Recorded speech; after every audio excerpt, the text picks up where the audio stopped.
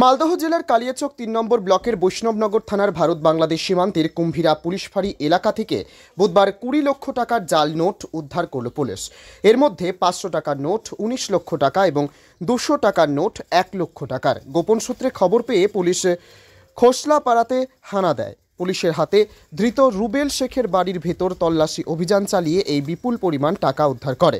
উল্লেখ্য, বৈষ্ণবনগর থানার খোসলাপাড়ার রুবেল শেখ ওই এলাকার একজন কুখ্যাত অপরাধী। পুলিশের হাতে সে ধরা পড়ার পর তাকে জিজ্ঞাসাবাদ করে পুলিশ এই বিপুল পরিমাণ জাল টাকার হদিশ পেয়ে তা উদ্ধার করে।